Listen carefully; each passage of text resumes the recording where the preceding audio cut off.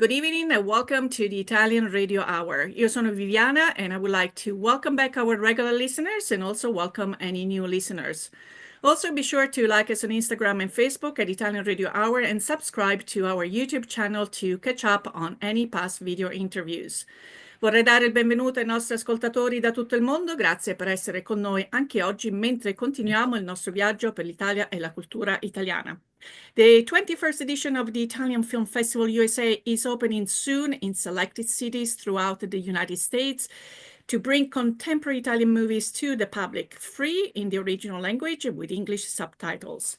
And today I have the pleasure of speaking with Lina Insana, Associate Professor of Italian at the University of Pittsburgh and Chair of the Italian Film Festival USA, Pittsburgh Committee, and Chiara Montera, Teaching Assistant Professor in Italian in the Department of French and Italian at the University of Pittsburgh as well. With their expertise in Italian culture and cinema, they play an important role in bringing contemporary Italian films to the Pittsburgh community. And as the festival prepares to kick off on March 28th in Pittsburgh, we will dive into this year's film selection, the themes that emerge, and the impact of Italian cinema on local audiences. So sit back and relax, don't go anywhere, ma prima pubblicità. Parli italiano? Do you want to learn, improve, or master your Italian? Istituto Mondo Italiano can help. Located in the heart of Regent Square, Mondo Italiano offers small group classes and one-on-one private tutoring in person or online to help you learn Italian in no time. Visit us online at istitutomondoitaliano.org. Lina and Chiara, welcome and thank you for joining me. It's a true pleasure to have you. So today we have so many things to talk about to get our audience excited about the upcoming edition of the Italian Film Festival USA with the Pittsburgh lineup of amazing movies, documentaries, and so forth. But before we dive into this year's selection, I would like, first of all, for each one of you, just to share a little bit about your background, and then we will dive into the festival. Lina, would you mind doing the honors? Sure, yeah. First of all, thank you, Viviana, for having us on your show and for promoting the Italian Film Festival this year. I know you're always a big promoter of the festival. We appreciate the opportunity. My background, I'm a Pittsburgher. I was born and raised here. My parents immigrated here in the late 40s and late 50s, respectively. I'm a proud alum of the University of Pittsburgh. I hold 2 degrees from Pitt, and for 25 years now, I've been a faculty member in the Department of French and Italian, where I teach courses on Italian language and culture and film history and translation and all kinds of things. Thank you, Lina. And Chiara? Thank you, Viviana, and again, thank you for having us. We really appreciate your support for the Italian Film Festival. So I'm a teaching assistant professor in the Italian program in the French and Italian department. I am originally from Florence, Italy, but I've been calling Pittsburgh home for 10 years now, and I'm also a very proud dual citizen, American and Italian. So I have a special place in my heart for Pittsburgh, also for the University of Pittsburgh, because I don't only teach there, but like Lina, I hold 2 degrees from the university. And that is fantastic because, as I said, we have Chiara from Florence. Lina, you were born here, but first generation. So that would be one of the topics that I would like to explore later in our conversation on the impact that or the takes that different generations will have on the different productions. So the Italian Film Festival USA is being an amazing enterprise, adventure, cultural activity that has currently, I believe, 13 cities. And let's give also credit of who is behind the Italian Film Festival, in addition to yourselves here on the Pittsburgh front. But definitely, let's dive into the history and the mission of the festival and how it might have evolved. Lina. Yeah, I'm happy to talk about that. So, first of all, I really want to acknowledge the brilliance of and the hard work of Barbara Klein, who is an educator based in St. Louis. She had the idea more than 20 years ago of starting a film festival that would be focused in the center of the United States. So as a student of Italian culture and Italian language, she was a little bit tired of seeing great Italian film, contemporary Italian film, mostly going to the coasts, to the American coasts, and wanted to educate the middle of America about the amazing cinematic offerings that are released every year, but somehow only get to big cosmopolitan areas and not so much to places like St. Louis, Cleveland, Pittsburgh, Detroit, etc. And so I want to give Barbara her props for having this idea in the first place. Barbara negotiates reasonable screening fees through Italian distributors, and then passes those kind of savings on to the member cities, the cities that host the festival each year, so that we can in turn offer a free festival to our publics and not charge any ticket fees, which is one of Barbara's main rules about becoming a member of Italian Film Festival USA. And that is that we are not allowed to charge ticket. We are not allowed to charge any admission to our public. And that is, it's twice as great of an opportunity, first of all, to be able to see contemporary Italian movies, because sometimes we have to go back to the movies from the 60s and the 70s. Themes have changed, the audience has changed. Not most attendees, there are a lot of attendees, there are students of your programs and other Italian programs throughout the city. So it's always, I think, a great opportunity to showcase, again, new themes as society evolves, issues evolve. So, Chiara, you have also been involved with the festival in the selection process. You have presented, also introduced some of the movies. Can you give us a little bit, if there is a specific theme or vision guiding this year's lineup, and do you all agree on the first take, or it takes a little bit of negotiating?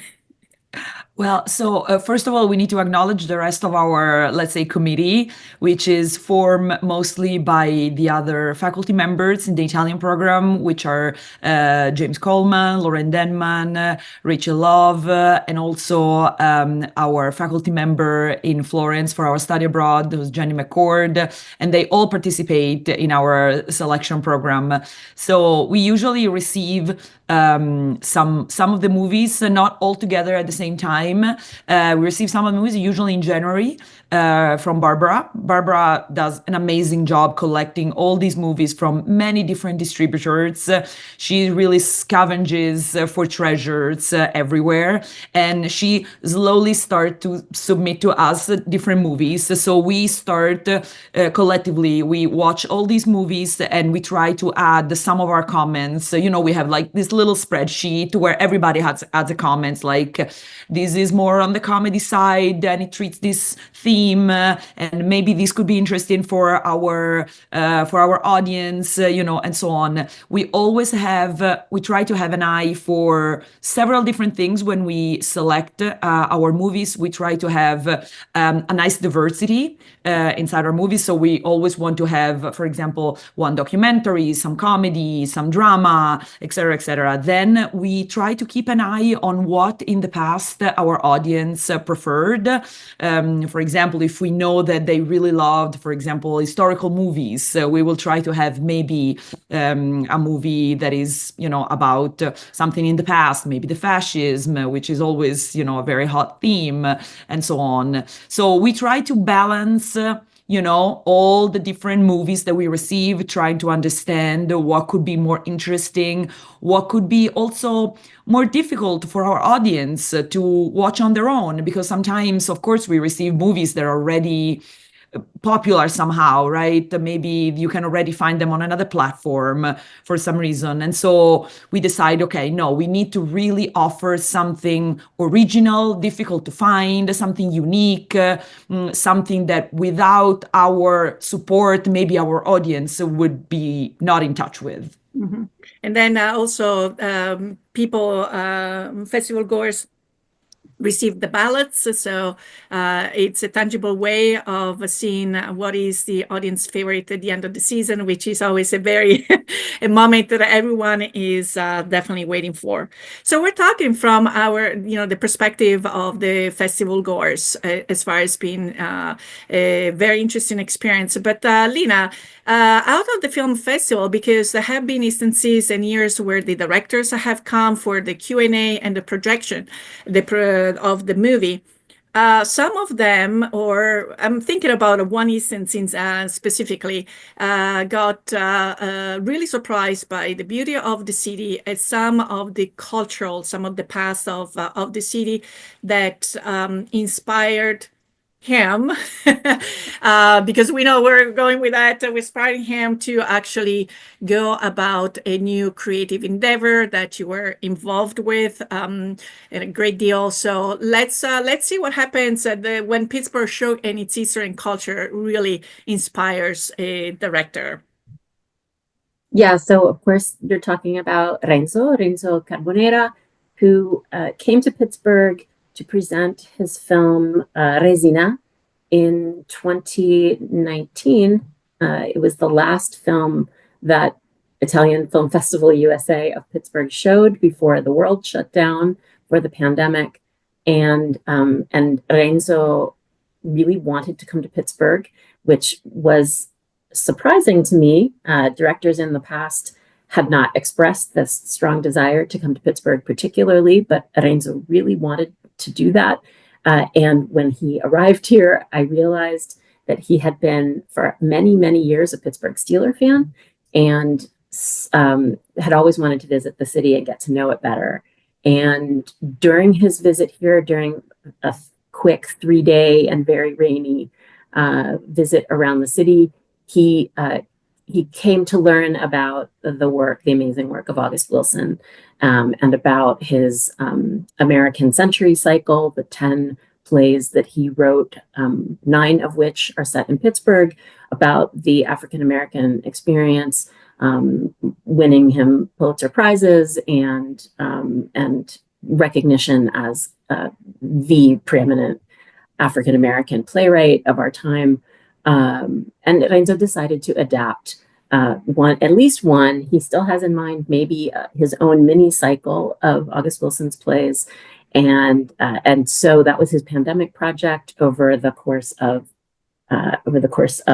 3 years, he identified a translator, made the translation happen, got support for that translation, both academic, professional support, and financial support, and signed up with a theater in Vicenza, his home base, and also with that theater won significant American State Department's support for the production, the first Italian and actually first non-English language European production of an August Wilson play. Yes, that was Ginny, and just the title itself, it's not only hard to translate because it's not a translation of a word, a translation of a culture. It is, and that's why it was probably extremely fascinating for all the teams involved in the production to really give an extraordinary representation of what Ginny is all about. Yeah. Well, we're getting to talk a little bit about the movies that Pittsburgh is going to see. And it's a very nice selection between dramas, some historical movies, and documentaries with a Pittsburgh connection. But the one has been selected as opening night is actually going to be shown twice. It is C'è ancora domani, with, I believe, the debut of Paola Cortellesi as also the director of the movie. We're going to watch the trailer. The trailer is in Italian, but it does have subtitles. So if you're watching this interview, you will be able to follow. And the trailer itself is going to spark a lot of conversation. And let me just make sure that everyone can hear it, because otherwise we are missing on that lovely accent that our characters have throughout the movie. That sounds very familiar to me. So.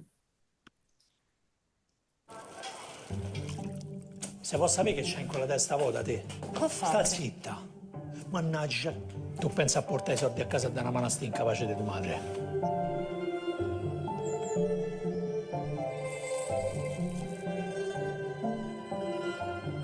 Se può sapere perché questo è il primo giorno via più di me. Quello è uomo, no? Alla fine dei conti, lei è una brava donna di casa. E che me leva dai mano? Non gli puoi meno sempre. Se no si abitua. Una, ma forte. Hai visto gli americani quanto sono belli, oh? C'hanno tutti i denti, ma tanti. Più di noi, mi sa. Tutti dovete schiattare, perché mi pia se sposa un signore e non un pezzente come voi, a miserabili! Se penso che quando te ne andrai non ci sarà più una donna dentro a sta casa. Me ne pento ogni mattina da 30 anni. Mi sono distratto un attimo e quello ti sei rubata. Che vanno imparato a scuola? Abbiamo fatto i felici, non palle. Io ti mando a scuola per studiare tutto, pure gli uccelli. Quelli sono fenicotteri. L'uomo te lo devi scegliere bene, eh? Giulio è quello giusto. Ma non lo so, dimmi te, che tu sei scelto bene. Che c'è da guardare?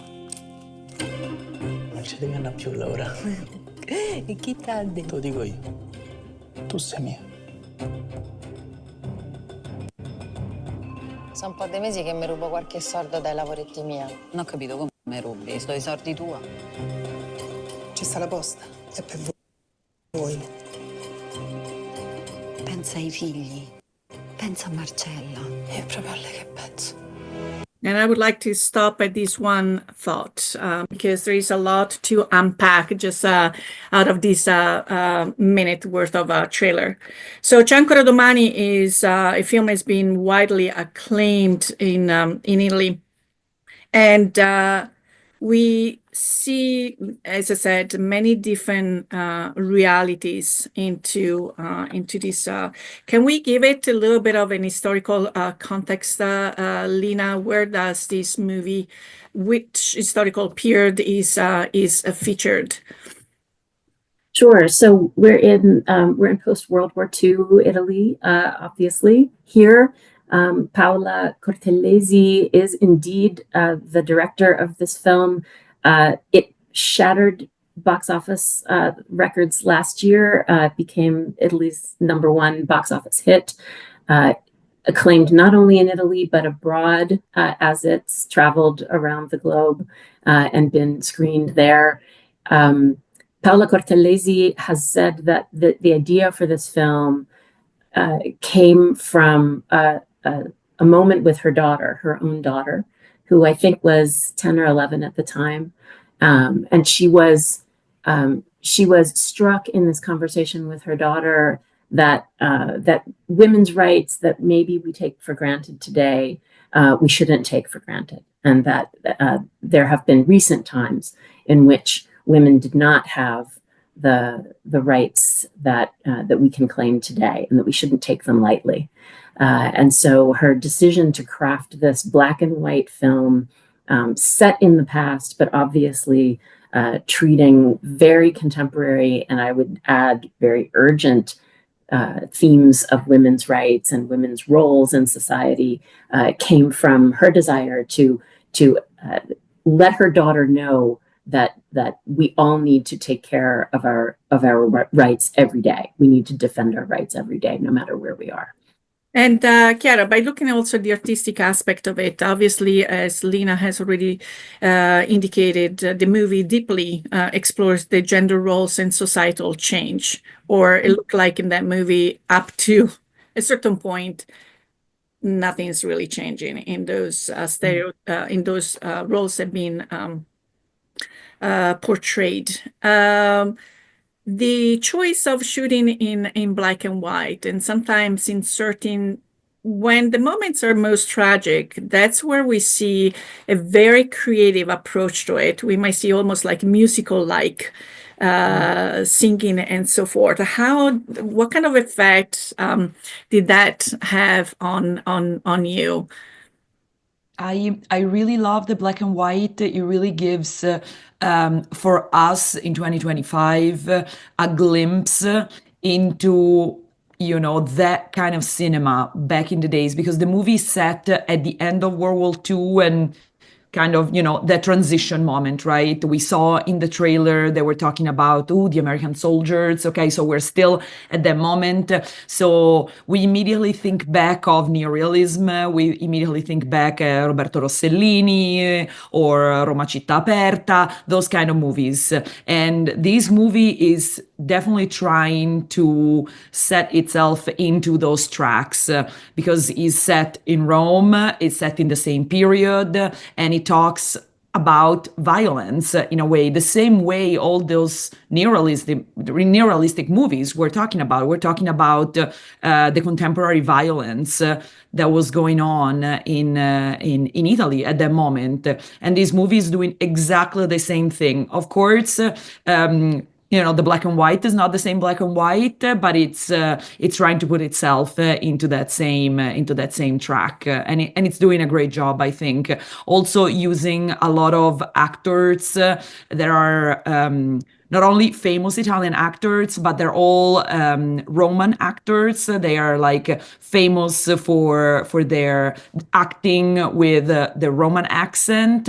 So it's not like one of those movies where you hear like that perfect standardized Italian that sometimes we find unrealistic. This movie is deeply realistic about every aspect. Mm-hmm.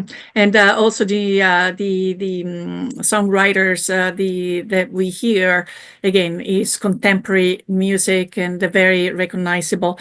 Lina, there is a very strong a theme of the La donna deve stare zitta. The woman has to shut up. Okay. Yeah. This is definitely something that probably will spark interesting discussions, not only in the Pittsburgh audience, but internationally. How do you feel that? How did that feel when you kept on hearing the movie over and over again? It's a hard movie to watch in some ways. It's a movie and I'll go back to some comments that Chiara just made. I mean, the fact that it's in black and white, the fact that we're cued visually to go back to this end of World War II moment, and the cinematic landscape coming from Italy is so well known. It's such a well-known canon, right? So a viewer who knows anything at all about that canon is immediately going to be situating that film in those moments, right? And the violence, we're used to that violence, right? We're used to those black and white films at the end of World War II talking frankly and honestly and realistically about violence, about death, about very heavy and dark and important themes. We're not used to having one of those themes be really oppressive treatment of women. That we think of that as maybe a more modern, a more contemporary theme, and it is indeed a problem around the world today, and it's a problem about which many Italians, many public figures, many activists in Italy continue to speak out about, and that's the issue of femicide. Domestic violence continues to be a really important and urgent problem in Italy. It's an important and urgent problem in the United States that we don't talk about enough. And so those moments where you see where violence against the female characters and oppression of the female characters is so visible, is so in your face as a moviegoer. They're hard to watch. It's hard to watch those moments, but that doesn't mean that that we should look away from films like this. I see that this movie is actually on the program twice, not for lack of choices. So can you just comment on that? I'll take that one because I know a little bit more about the organizational side of these decisions.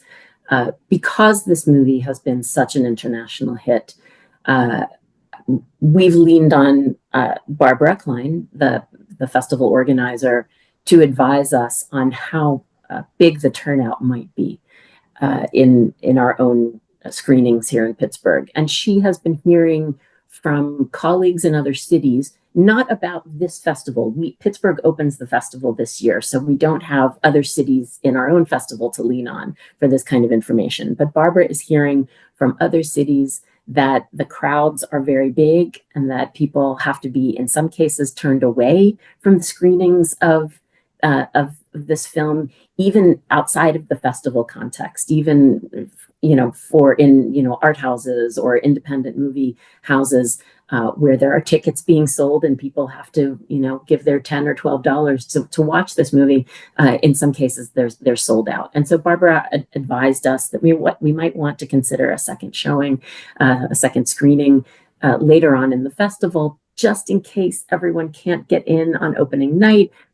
We thought it was an excellent idea also because our students sometimes aren't able to see all of the films that they want to see. Maybe final exams get in the way or final projects or their own work schedules. So we wanted to give our own students a second chance to see this film as well.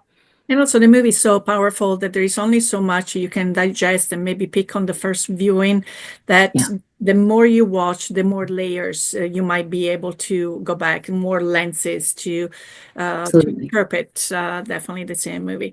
So we're going to take a little commercial break, and then we'll continue with the description of maybe a few other things, piccole chicche, that this festival is going to bring to us this year.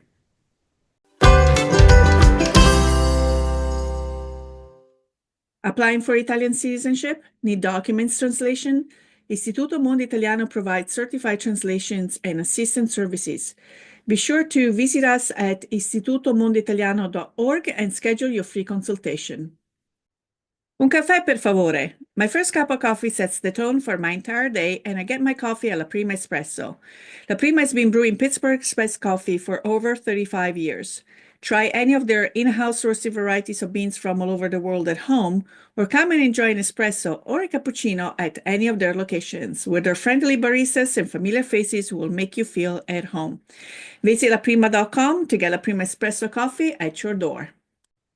Well, we're continuing our conversation about the upcoming edition of the Italian Film Festival USA with Lina Insana and Chiara Montera, two figures that are integral part of the choice, the screening, all the work. It's really a lot of work to put out, to put this production together. So, Chiara, I was wondering if, without telling us too much, right? We want everyone to come and be ready to be surprised. Is there, we have some historical films, we have documentaries, we have a story about a Holocaust survivor who is also the senator for life in Italy. But we have also one, especially the documentary, that has a Pittsburgh connection. Can we unveil this little secret and tell us what movie, actually documentary, we're talking about? Yes, Viviana, thank you. So you're definitely talking about Duse the Greatest, which is a documentary by Sonia Bergamasco, who's a very famous actress in Italy, and she's famous for being also a theater actress. So she was definitely tapping into her own experience in theater when she thought that this would be the perfect year to work on a documentary on Duse La Divina, as they call her. And she is just wondering, Sonia Bergamasco is just wondering what made Duse a divina. She was mainly a theater actress. She was just in a handful of silent movies. How did she become such a goddess in the theater and all over the world. So much all over the world that I don't know if all of our listeners right now from Pittsburgh know that she actually came to Pittsburgh for one of her productions, and she was staying at a hotel in Oakland, which is now William Pitt Union. So it's now a place of the university where students, have their own regular life, and she was staying there, and unfortunately Pittsburgh weather hit, and if I'm not wrong, Lina, right, she got pneumonia. Oh, yeah, And correct. unfortunately, she died in Pittsburgh. So there is a very strong connection between our city and La Divina. So I really encourage all of our listeners from Pittsburgh to come out and see this documentary. I think is going to be really fascinating to see what La Divina is all about. Yes, because it would be interesting to see how this movie depicts Ducey's impact on theater and film, while compared to her contemporaries. As I said, Divina is not just a nickname that you gain overnight. There is an approach, a revolutionary approach to acting and modern cinema, that we will be seeing that. If I might steal 5 more minutes of your time, I wanted to spend a couple of minutes talking about Il mio posto è qui. Because this movie talks about probably unlikely friendship. We're talking about the Calabria from the 40s, okay? And so the film explores themes of societal expectations and personal identity. Lina, how do you think, how do these themes resonate beyond their historical setting? Yeah, I mean, I'll answer your question maybe by taking a little step back and asking you and all of your listeners and viewers to please notice that this year's festival is a very woman-centered festival, that the majority of the directors of this year's films are women. I don't know if that's ever been the case before for us. We're grateful that we received so many women-directed films this year. I think that it's true of even the historical films in this year's program, that the friendships, the relationships that are depicted in these films, even though they're rooted in many cases in historical pasts, they are very relevant today. They are meaningful for today's viewers, even as we are tracking the moment of the setting and the moment of the film's release, right, production and release. And so I think that relationships like the one in Il mio posto è qui have a lot to show us about what kinds of relationships are possible, unexpected relationships that society doesn't expect us to find meaning in, that we don't expect to find meaning in, sometimes are the most meaningful of all. So I don't want to give away any spoilers. That's all I'll say. Just two more considerations on these. The south of Italy is often portrayed in a certain way in cinema. And how does this film compare maybe to other representations, whether it's in past festival selections or in general, in your opinion? Do you think this movie will particularly resonate with the Italian American community here in Pittsburgh? It's hard to say, Viviana. I want to give Chiara the opportunity to answer this question too. But returning to your very first question, I want to say that we try really, really hard in our committee conversations to make sure that we're not indulging in stereotypes, that we're giving a varied set of images about Italy, past and present, that we are giving everyone in our audience something to think about as they leave our screenings. And many of our viewers come multiple times to see many films during the festival, and we appreciate that they're so eager and so curious and hungry to see these contemporary images of Italy, and learn more about Italy. The festival is important to us because it's a way to further our mission of teaching not just our students, but the community that sustains us and that is around us at the University of Pittsburgh. The really vibrant and impressive, historically strong Italian-American community of this city. It's our mission to teach them about Italy, and not in stereotypical ways, and not in ways that have been hashed over and tread over and over again. And so we hope that we're not indulging in any of those stereotypes, whether they be gender stereotypes or regional stereotypes or other kinds of stereotypes about what it means to be Italian, about Italianità, right? So we work really hard at that. I hope we're not giving anyone any of those images this year. But I also wanted to let Chiara weigh in on that too. Yeah, I was going to ask Chiara if kind of you have anticipated what I was going to maybe remark or address with Chiara, that also you have a good portion of your students coming to this film festival. So it's not just about going to the movies. This is taking the classroom into the film festival and then back from the film festival into the classroom. So I was wondering, Chiara, if by chance with your students, you do any work before the film festival, or maybe you save a session after a film festival to collect their feedback and spend some time digesting with them some of the productions. Yeah, thank you, Viviana. We definitely do that. I usually have one session before the film festival with all my classes to explore what the movies are about, to create a little bit of hype with my students so they can get interested in the different movies, and they can choose. Of course, we don't expect them to be able to go to all the movies, but that way you can create the interest necessary to decide which of the movies they would like to watch. And definitely we talk about every single movie the day after, whenever we can, to unpack what they thought about it and how the movie confirmed or changed their ideas about Italian identities.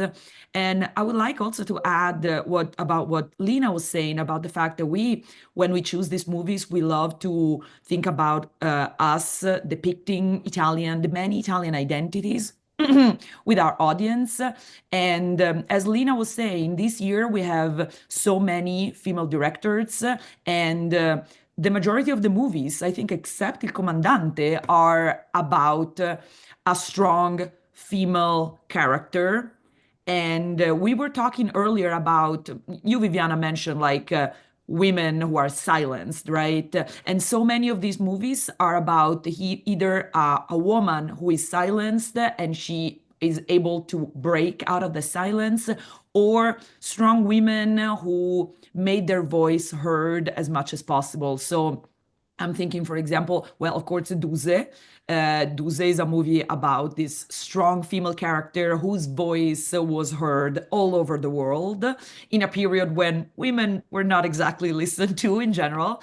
And then we have this other amazing documentary, Liliana, about Liliana Segre, who is not only one of our senators for life, but she is also a survivor from the Holocaust.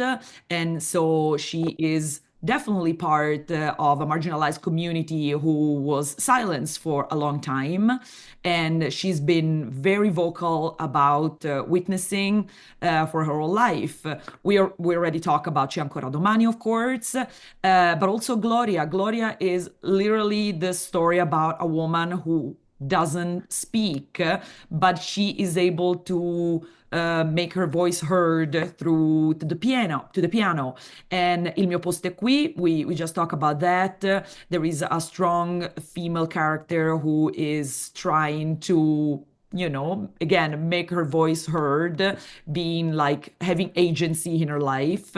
And then Il tempo che ci vuole is about a relationship between a father and a daughter who is struggling to find her identity in a very difficult time in Italy, like historically difficult time in Italy, the 60s and 70s, very confusing time for young people, and this is about that. So I want to say that we don't have really like any kind of political agenda here. We didn't chose these movies just because they are amazing movies and they treat these topics.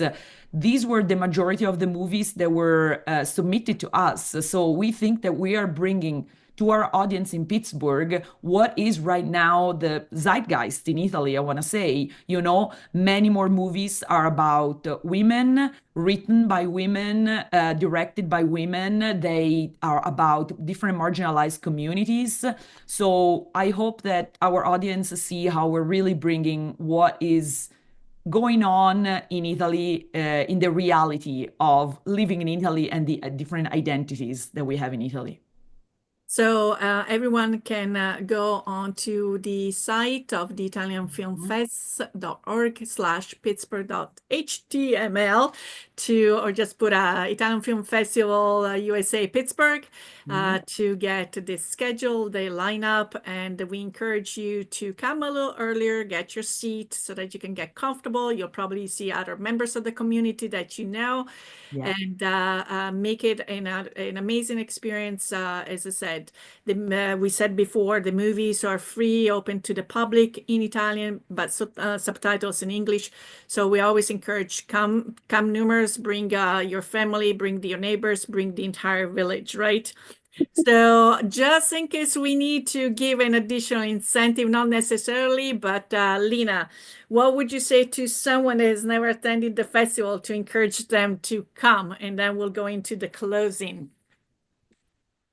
Viviana, we started this started this endeavor in 2013 because we saw an opportunity to connect with the community of Pittsburgh, the Italian American, the Italian loving, the Italian expat community, all of those communities in a new way, in a way that would be fun, that would celebrate spring, that would maybe form new communities and new partnerships among and between all of these different groups in Pittsburgh that love Italy, that have a connection to Italy and Italian things and Italian history.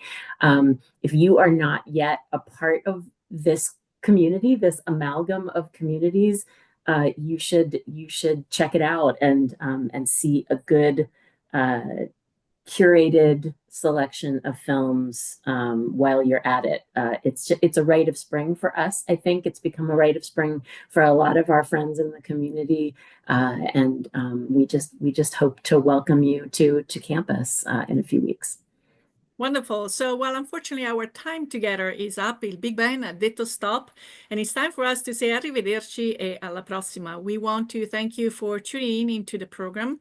If you have any questions or comments, or if you have any topics you would like us to address, please contact us at italianradiohour@gmail.com. We would love to hear from you. And remember, if you or any of your family and friends have missed a prior episode or would like to listen to this episode again, subscribe to the Italian Radio Hour on YouTube or where you catch your favorite podcasts. I would like to thank my guests, Professoressa Lina Insana, Professoressa Chiara Montera, and I'm looking definitely forward to seeing you in a couple of weeks. And we thank our sponsors, Istituto Mondo Italiano e La Prima Espresso. Until next time, alla prossima. Ciao, ciao. Ciao, grazie. Ciao, grazie.